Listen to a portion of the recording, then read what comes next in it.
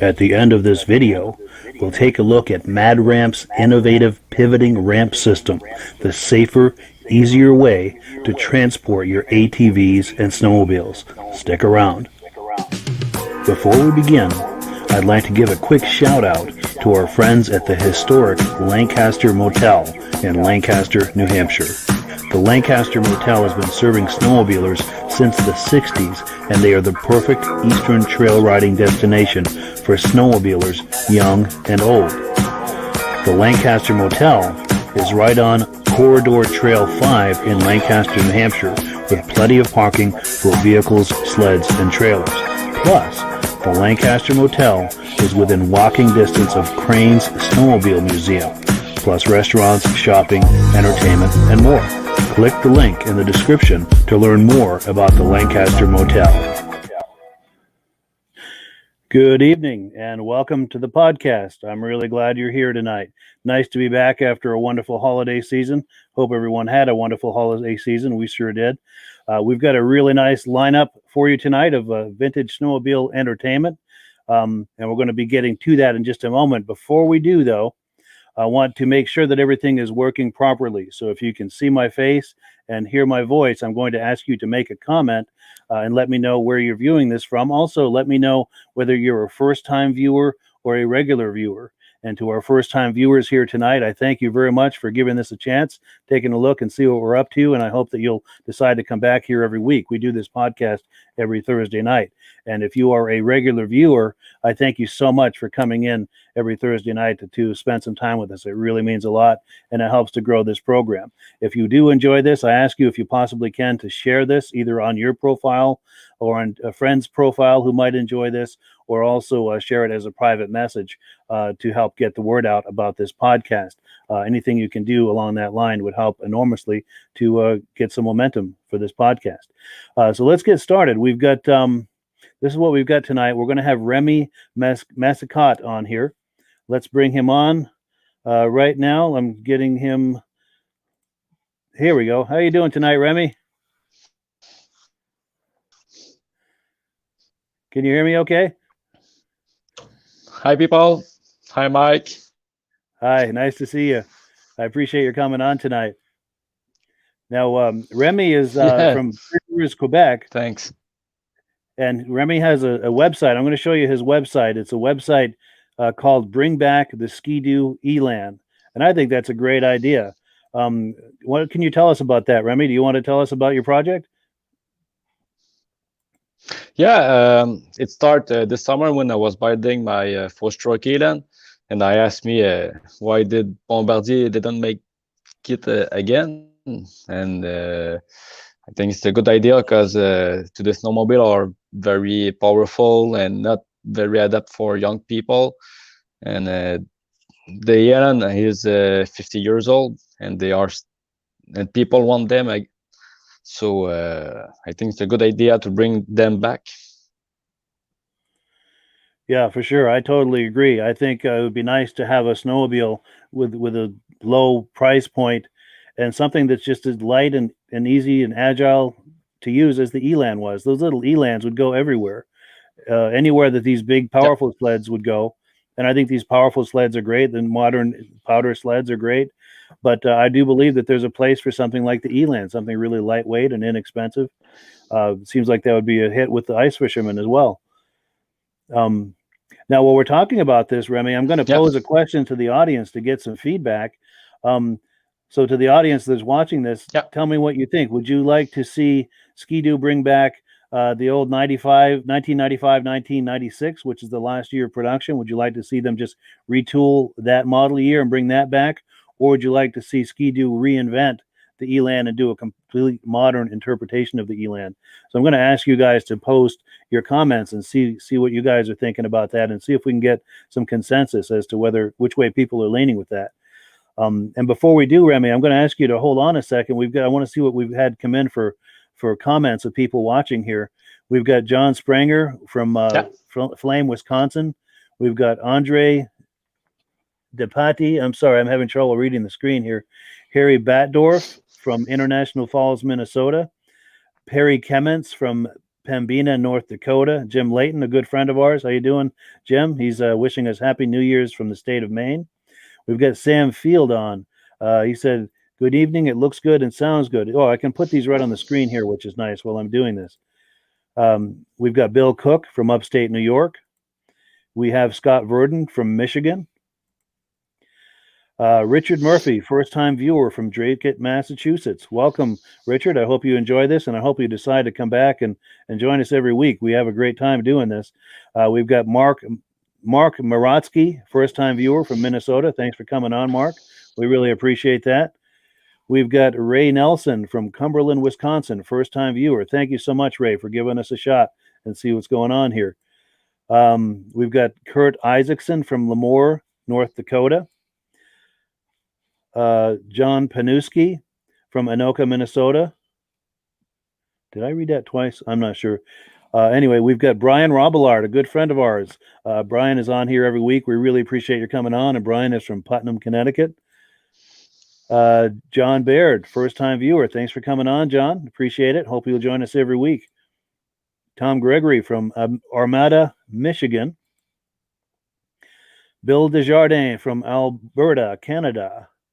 We've got Scott Brown from the boondocks of North Dakota. Brad Curtis, sounding good. He says Brad is from Syracuse, New York. Jeff Brain from Lee, Massachusetts. Cecil Fossil, first-time viewer from Northwest Minnesota. Thanks for coming on, Cecil. Appreciate your coming and checking us out. Lyndon Dewey, sounds good, from Stillman Valley, Illinois. Andre DePati from Quebec. Now, there's a fellow Quebecer there for you, Remy. So that's cool. We've got Jeff Nix, regular viewer, checking in from North Liberty, Iowa. And yeah, we've got a lot of Quebecers. If you're, and by the way, if we've got a lot of Quebecers that view this, so if you are from Quebec, please say hello and mention that you are watching from Quebec. We've got Jeff Spranger Jr. from Spans, Wisconsin. Rick Libby, first-time viewer, St. Andrews, New Brunswick. And I lost my place here on the... If I scroll, it really goes by. I apologize. Okay, here we go. Joe Lewis from Jackson, Maine. Marshall Lowe. I don't know if that's a person or a place, but Marshall Lowe, Jackson, Maine. Thanks for coming on. We really appreciate it. Lyndon Dewey, regular viewer from Stillman Valley, Illinois. Bill Cook. Yes, he's seen the price of the Elan go up $1,000. Okay. We've got Aaron Selly from Cabot, Vermont. I've met Aaron at some of the Vintage Snowmobile shows. He's got some really nice sleds. Aaron, we'd love to have you come on here live sometime, by the way. Let's have a side conversation about that. Send me an email if you would, if you'd like to come on, do some show and tell with some of your sleds. I know you've got a lot of them between your brother and your father. We would love to have some of that on here. Next, we've got Steve Dickinson, a good friend of mine. Steve Dickinson has a lot of really nice vintage Arctic cats, and he is from Berlin, New Hampshire. We see him at a lot of the shows. Sam Field. Yes, okay. Sam Field likes the idea of the revamping the Elan with a four-stroke. And in a few minutes, Remy is going to show us his four-stroke project. I'm sorry, I can't talk tonight. Yeah. Remy has done a four-stroke conversion of a 1971 Elan, which is really nice. And once we've gone through all these comments here, we're just about done, and we're going to have Remy show us that. But I wanted to just say hi to everybody who's saying hi to us. We've got Paul Bilodeau from Gonick, New Hampshire. Thank you for coming on, Paul. I think you've been on here before. I recognize your name there. George Zanbelt from Windsor, Ontario, Canada. We've got Paul Noblock. Where is all the snow? Yes, if you're in the Northeast, not much snow. How are you doing with snow up there, Remy? Do you guys have much snow up in Quebec? No, not at this time. Yeah, same here. We've got about 6 inches, if that. It's pathetic. Yeah, and it's the same thing. I'm maybe an hour or more south of you. I'm just over the border in Vermont. But just a few more comments to go over through here. Peter Chappell from Cuyahoga, New York. We have Brian Abrams, Lake George, New York. Paul Noblock, Wausau, Wisconsin. Francis Benson. Okay, now we're starting to get into some comments about the Elan. Francis says he loves the idea for the Elan, and I bet he's looking forward to having you fire that up and take a look at that project you've got. Let's see. Alden Banks from New Brunswick, Canada. Diane Baker from New York in the Catskill Mountains. Thanks for coming on, Diane. We appreciate it. George Harrisumchuk. I'm sorry if I'm butchering your name, but George is from Kenora, Ontario, Canada, and he thinks a liquid-cooled Elan would be great with more suspension travel. That's a great idea, George. What do you think about that, Remy? You like that idea? Go ahead. I want to keep. Yeah, it's a good idea, but maybe with the four-stroke, I don't think you need a liquid cooled engine, because this is a little sled that don't have a lot of performance, so heat is not a big problem with this kind of sled, I think. But it's because at the end, it's the weight of the sled count too. Oh yes, that's what accounts for the agility of the Elan, is how light it was. Yeah, absolutely. Just a few more here. We've got Jamie Duffy coming on. We've got Rick Petrucco from Cortland, New York. We have Rob Ramesh from Ontario, first-time viewer. Thanks for coming on, Rob. Patrick Goodrow, a good friend of ours from Haverhill, Mass. Pat is on here every week, and we'd like to have Pat on to show us some of his ski-doos and talk about his racing history. We're going to have him on very soon, possibly even next week if I can talk him into it. Paul Bilodeau. Okay, here's some comments that Paul had about the Elan. He says, they had a lot of cool slides back in the 60s and 70s. They should bring them back at an affordable price. I totally agree. Richard Murphy wants to know where this show is based out of. I'm in the thriving metropolis of Derby Line, Vermont, right on the Canadian border, right on the Quebec border. If I throw a rock off the edge of my property, it'll land in Quebec. In fact, that's how close I am to Quebec. And I don't know if Remy would see that in Quebec. He's probably 100 miles north of me, but yeah, it's right on the border of Quebec. Rick Libby thinks a fuel-injected four-stroke Elan would be sweet with all the suspension upgrades. Yeah, suspension travel, I would think. A little more suspension travel than the old Elans. What do you think on that, Remy? Yeah, it's a good idea, because the buggy system is a old system. It was a good system, but a bit too old, and we need more comfort on these little sled. And the front suspension have to be modified too. Yes, maybe some ski spreaders, and yeah, for sure. Yeah, and A-arms and sure. And we got Bill Cook on here. Okay, Bill Cook is asking, isn't that what they're trying to do for the kids with the 120s? And yeah, I think in some ways. What do you think, Remy?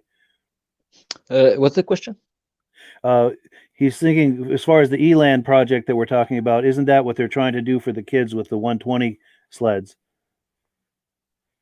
With the 120cc junior sleds that they've got. in some ways, I think that fills the Elan spot. But the nice thing I'm thinking about the Elan is that was designed for adults and children, and I don't know. I've never ridden one of those 120s. I don't know how agile that is in the deep powder. Do you have any thoughts on that, Remy? Or 120s. He talked about the track. yeah, or he talks about wondering the if track. yeah, no, not a 120-inch track. About the 120cc junior sleds, the youth sleds. Okay. Wondering if that would fill They the are too space. small for an adult. Yeah, Yeah, it's because they are very too small for an adult. yeah, they're great for the kids though, but yeah, too small for an adult. And then we've got Ben Tucker for the from kids, Tunbridge. for sure. Sure, Ben Tucker from Tunbridge, Vermont. So yeah, let's go back to our conversation, Remy. I wonder if you'd take us on a little tour of your Elan project that you have there. I think you're sitting on it, correct? Yeah, for sure. Just switch the cam. Sure. Okay.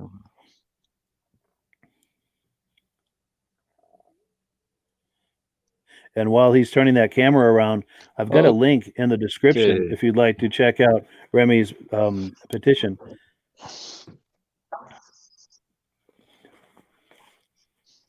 Yeah. So there's the engine. So I've just removed the 247 Rotax engine and put 13 horsepower.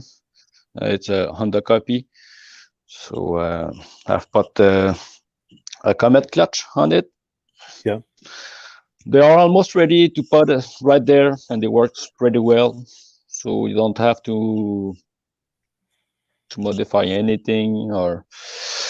And on the secondary clutch, I've put Yamaha Bravo spring.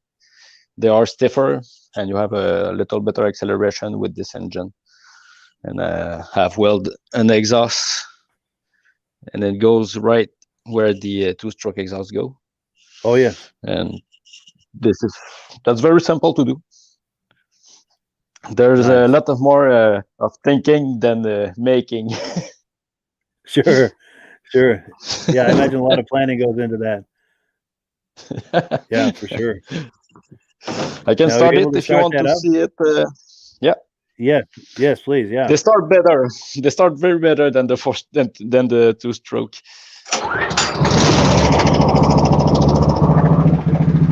That's very smooth. Yeah, that's very smooth. Nice. Yeah, that's very smooth.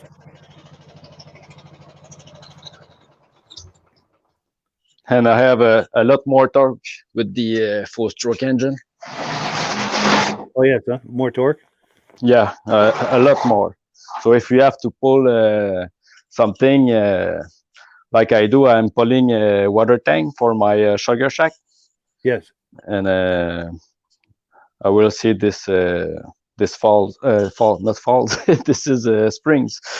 I will see the springs how it works with a water tank. Nice. And I bet that would be good for someone doing ice fishing, trying to pull a sled with all their ice fishing gear. I bet it would be perfect for that. It's the same things, yeah. Wonderful. Well, good. Well, before we wrap it up, Remy, I'm going to show a video that you sent me of you riding this very sled. I'm going to show this to our friends My here. speed record. Yes, that's right. Let's take a look.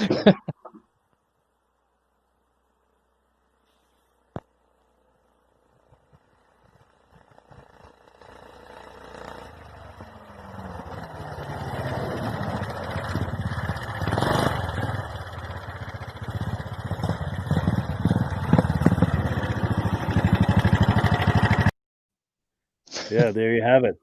Well, cool. That was Remy on his four-stroke Elan project. And if you like the idea of Ski-Doo bringing back the Elan, sign Remy's petition. There's a link in the description where you can sign the petition, and he'll pass that on to the Ski-Doo people and see if we can't get something like that happening. That would be really nice.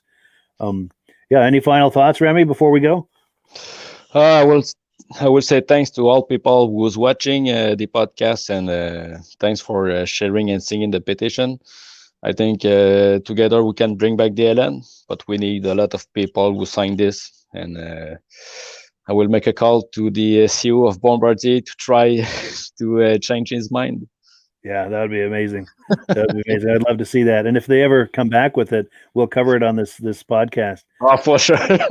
Definitely. Good. Yeah, we'll have you on and we'll cover it. We'll introduce it together. Wonderful. Well, good deal. I appreciate you coming on, Remy. Thanks, Mike, and have a good evening. All right, you as well. All righty. Well, yeah, that was great having Remy on. Now, the next item on our program here, we had David from OMC Warehouse scheduled to come on, but unfortunately, he's traveling and he's running late. So, unfortunately, it's not an option for him to come on and join us tonight. But we're going to try to do something live with David tomorrow night. So, if you're around at 9 p.m., please check us out. We're going to try to do a tour of one of his other warehouses. If you watched us a couple of weeks ago when we did a tour of one of his warehouses, that was a lot of fun. And he's got another warehouse filled with OMC sleds, even more sleds than the last one. So that'll be a lot of fun. So do check us out for that. Let's move on now to item number 3. This is going to be Spencer Rin's 1971 Arctic Cat Puma 440. Let me get that queued up here. Right here. Let's take a look.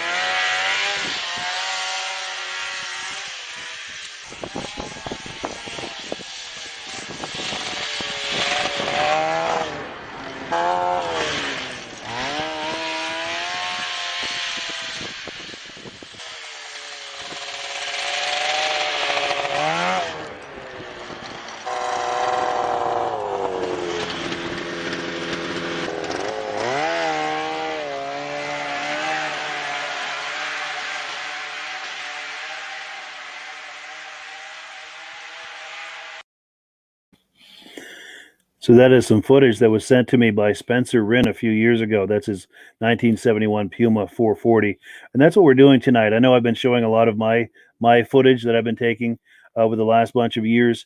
I've been showing that a lot, but we're switching it up tonight. I'm going to be showing some footage that's been sent to me. This is tonight's footage that we're looking at is all footage from a project I was working on a few years ago, and people were sending me some footage, and I was doing that in a project. So we're looking at that tonight. In future episodes, I've got a vault full of images and videos from snowmobile shows I've been to over the years, and we'll be getting back into that. But figured we'd switch it up tonight and take a look.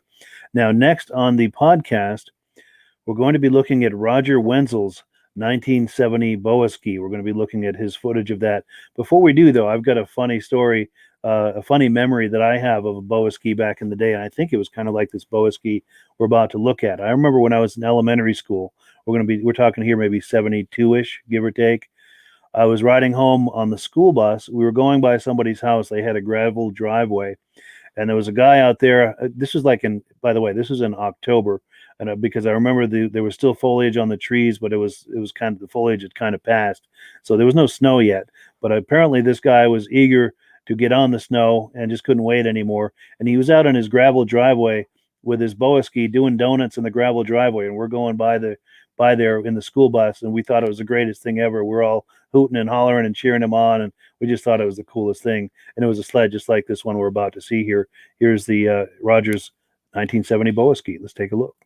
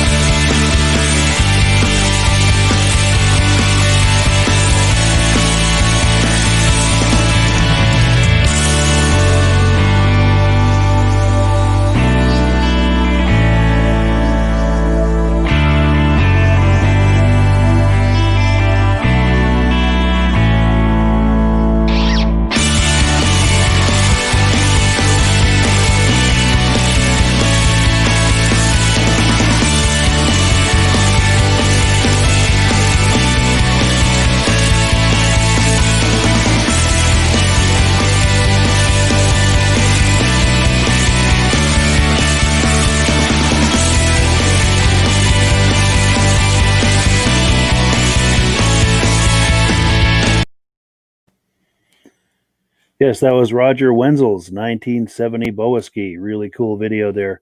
We want to switch gears. Let's take a look here at the menu, see where we are in the program. We're at item number 5. We're going to see Ron Hall inducted into the Eastern Snowmobile Racing Hall of Fame. This was back in 2019. Can you believe that was almost 2 years ago? I'm sorry, I'm stuck on my interface here. Here we go. So yeah, let's take a look at that. And after his induction, I was able to catch him for an interview, and we're going to play that right after it. So let's take a look at Ron Hall's induction into the Eastern Snowmobile Racing Hall of Fame in 2019. Ronald Hall, inducted into the Eastern Snowmobile Racing Hall of Fame 2019. He began racing in 1970 on local upstate New York tracks. Ron was off at a factory production Thunderjet 440 in 1972. Had highest points for any Thunderjet in Mod 3 in USSA East. Began racing Rup and later Attic Cat for the legendary Team of Bold in 1973. Ron is still the only driver to win the Adirondack Cup twice. He won a Kilkenny Cup in Mod 1 at the 1975 Lancaster Grand Prix and took first place in Mod 3 at the 1975 World Series.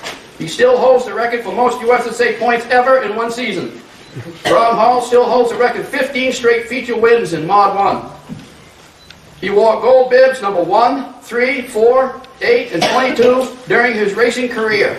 In 1977, while racing in 5 different classes, Ron took 22 first place, 12 second, 7 third place, and 7 fourth place finishes. Ironically, in only his first year of racing in stock, Ron broke a spindle crashing into the wall at Eganville, Ontario, Canada on February 5th, 1977, ending his amazing career, and left the sport with over 150 first, second, and third place trophies in just 7 years of racing. Ladies and gentlemen, Mr. Ron Hall.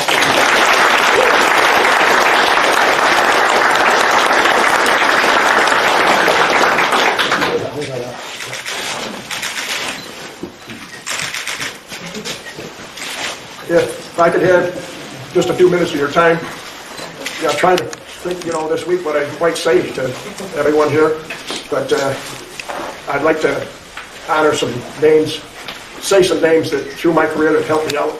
Just voice their name in this Hall of Fame here, if you bear with me. My early years, I started out, never sat on a snowmobile until I was 27 years old. I started with my boss, the Courier Corporation, was a part of a dealership in Syracuse, and Phil Richardson and his brother-in-law had a dealership in Syracuse there. They sold, the heyday of snowmobiles, they sold 1,500 new units a year back then. And you go to, when you went to Boondale and stuff, you would have 5,000 or better spectators. You'd have 880 entries. It was, everybody here knows it was big back then, And then I got a ride with this Snowjet there the next year, and Ronnie Cornell and Vern Conway, Aero Marina, and Night Awake. And then from that, the next year, Bill Abel called me up and wanted me to run a Rup. He had, a good deal with Rup. It took us a while to get it figured out, but it turned out to be a good year with the Rup. And then that started he was sponsoring it through A&P Auto Parts. That's what he owned. And from there, we went on. That was the beginning of Able Racing, Team Able Racing. And from there, Rup Yankee, Chip Elwood, and I were racing. And all these names that I'm going to mention now are names that helped all three of us. And it's Charlie Hemans and Al Conklin. And my wife's uncle was our best man. He died at 42 with cancer. He was down helping me about every night down to my house. And and then of course Bill, he worked night and day. He's still racing. He's 81, 82 years old. He's still racing in Star, super modified cars. He's got 2 grandsons that are still racing. He's still doing it today. I don't know how he does it. And another person I want to mention is my head cheerleader, my daughter. And then I got this gal that's been following me around here for 57 years.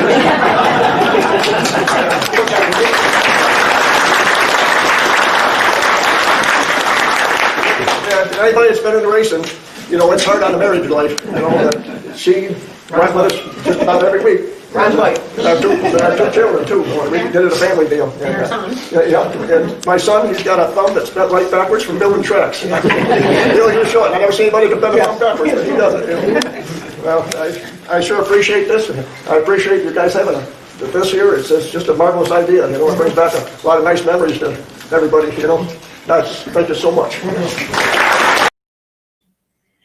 So that was, pardon me, that was Ron Hall, inducted into the Eastern Snowmobile Racing Hall of Fame back in 2019. And I was able to catch him for a quick interview after the ceremony.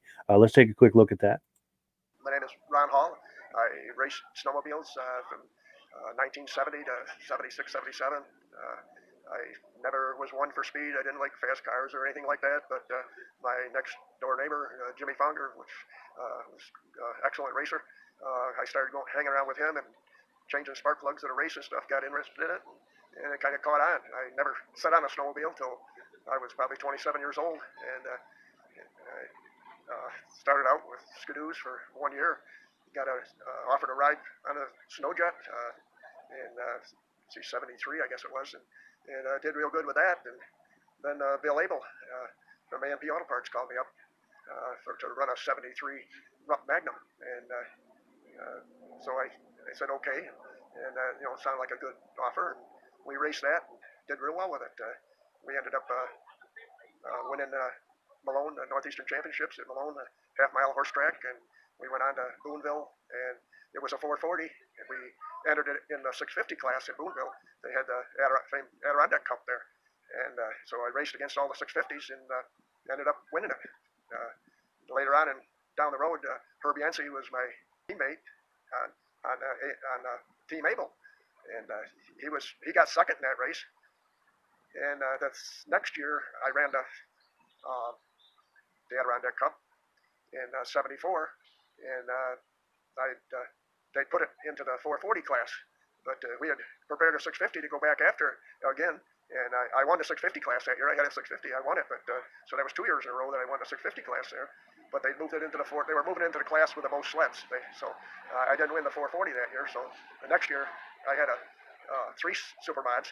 I went back in '75 and won 3 supermod classes, winning the cup again. So I got 2 of the Adirondack Cups at home, and they're over 6 foot tall. They're a big trophy. Wow. And my prized possessions. Yeah.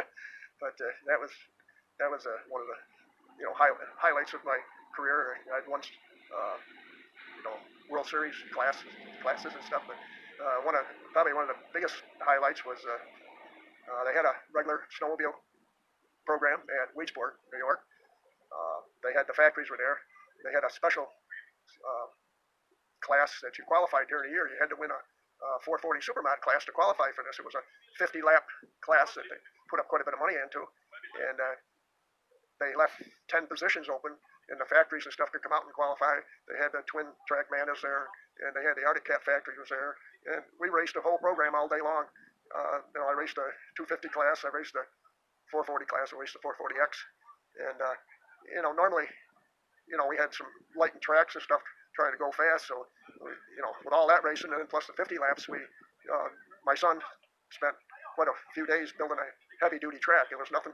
There wasn't anything trick track or anything like that. It was heavy, and for a trail riding event, and that's what I raced all day long. And we ended up.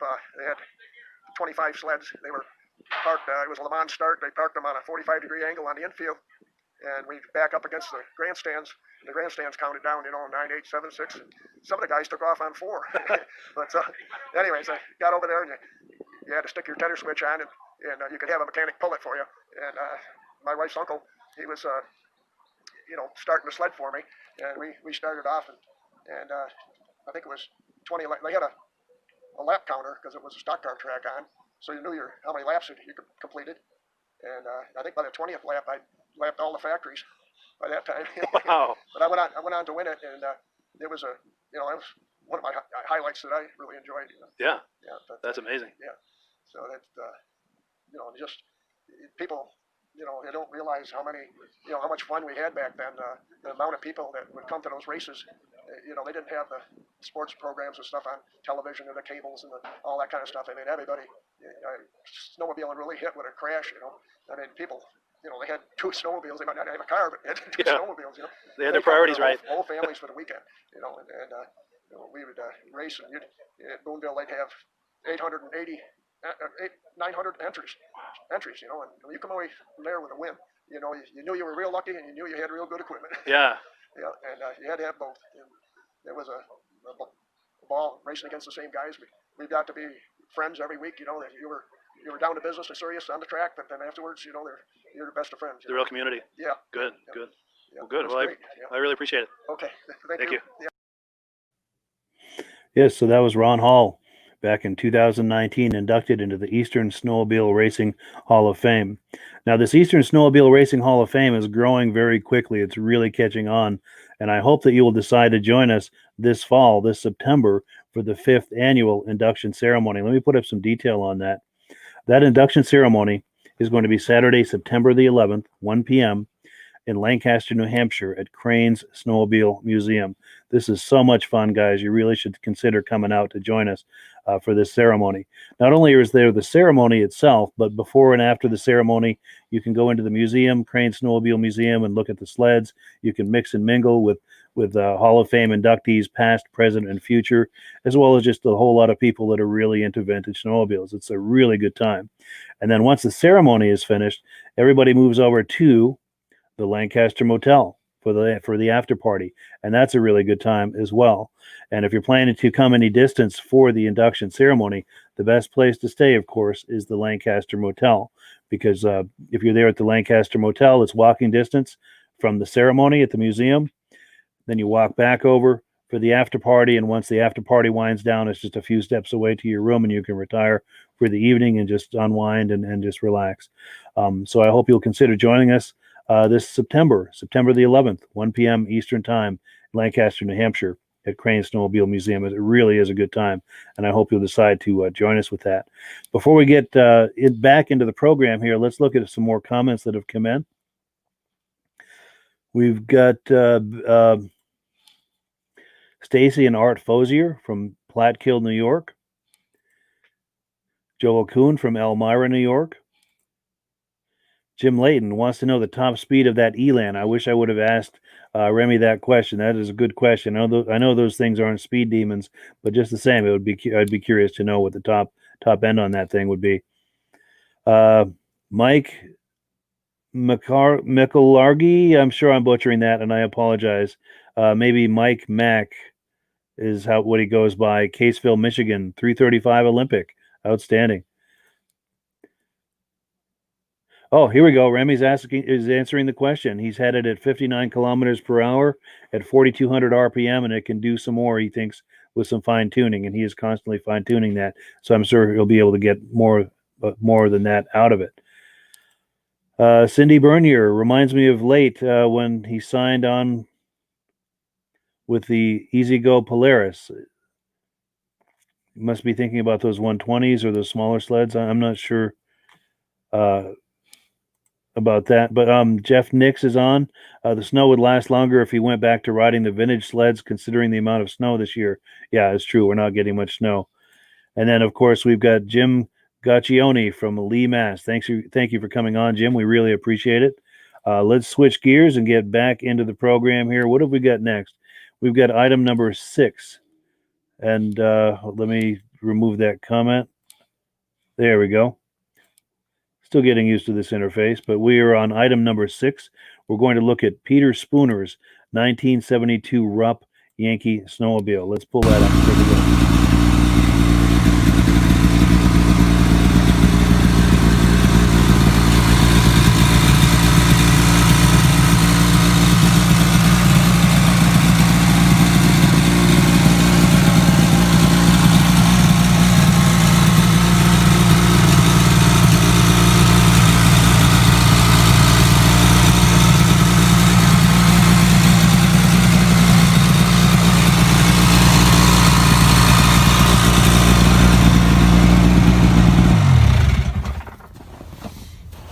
Hey, this is Pete Spooner, Lowell, Maine.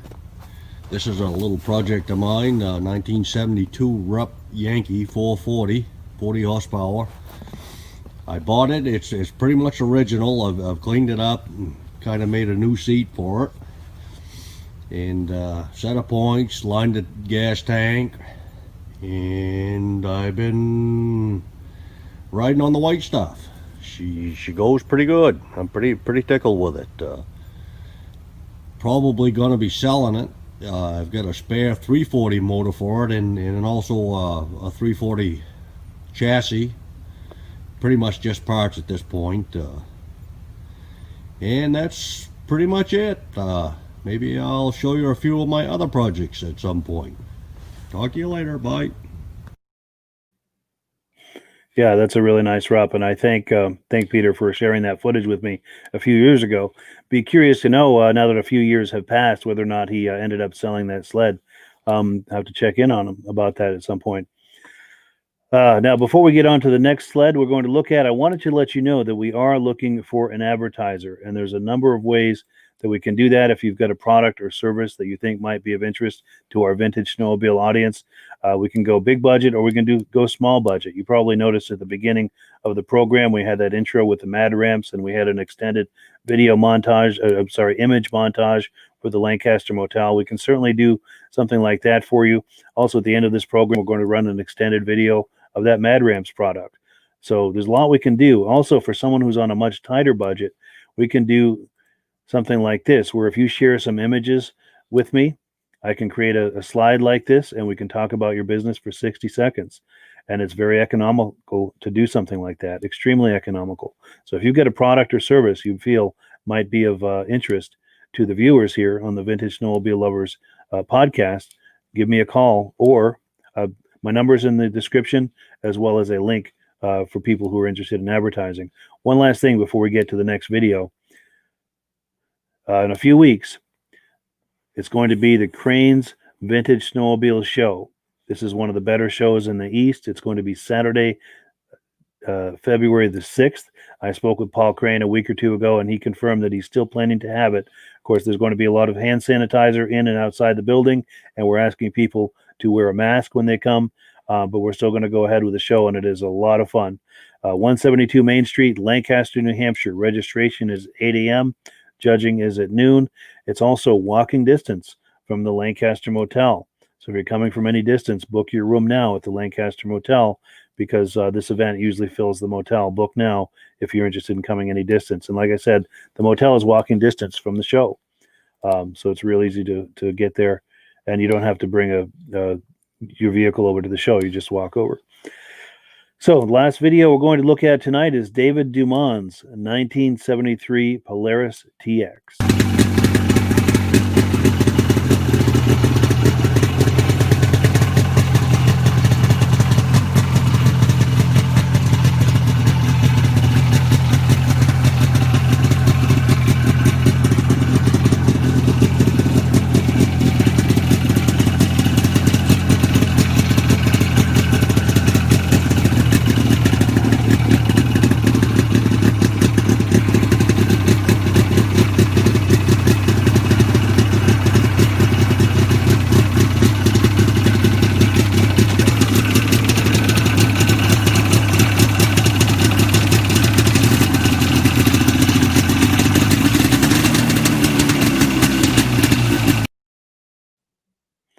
All right, so that's David Dumont's 1973 Polaris TX. Now, if you have footage you'd like me to share on the program, please send it to me. While I'm talking here, I'm going to put my email address on the screen. Where was that? Right here, I think is, yes, there's my email address. If you've got footage you'd like me to see, I would love to air that on here for everyone to enjoy. If you're taking footage with your cell phone, please be sure to hold your camera horizontally for a wide shot, not vertically. It's very difficult to edit vertical footage, but we would love to have some footage from you. Also, you saw how I had Remy on here earlier live from his home. If you would like to come on live, if you've got some vintage snowmobiles that you'd like to share with the audience, or if you know of someone who does, please have them contact me either at the email address at the bottom of the screen, or if you look in the description here, I've got a phone number. There's a number of different ways to reach out to me if you or someone you know would like to come on the program live. And that's one of the things I really like about this is the ability to bring someone on live. I think that's really exciting to have someone on here live and in real time, and the audience can ask them questions and we can interact. It's just a really cool way to experience this vintage snowmobile hobby. And I hope that you will consider coming on the program one way or another, either with some footage or coming on live at some point. So that's pretty much it for the evening. Before we close, I'm going to give you one last look at the Mad Ramps product. I thank you so much for coming on and spending some time with me tonight, and we will catch you on the other side. Happy New Year, everyone.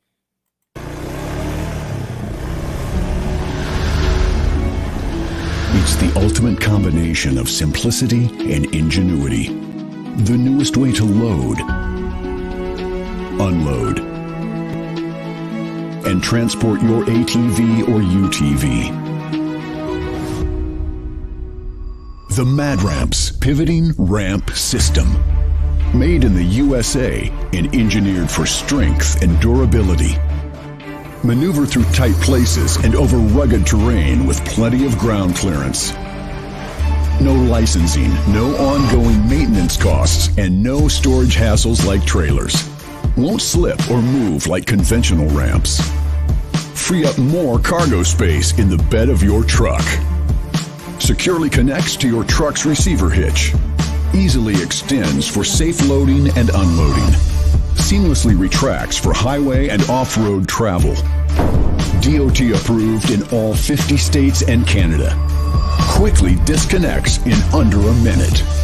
A unique space-saving storage system. The Mad Ramp's pivoting ramp system. Go farther. Go faster. Go safer. When you order using the link in the description, I'll send you 3 free Vintage Snowmobile DVDs.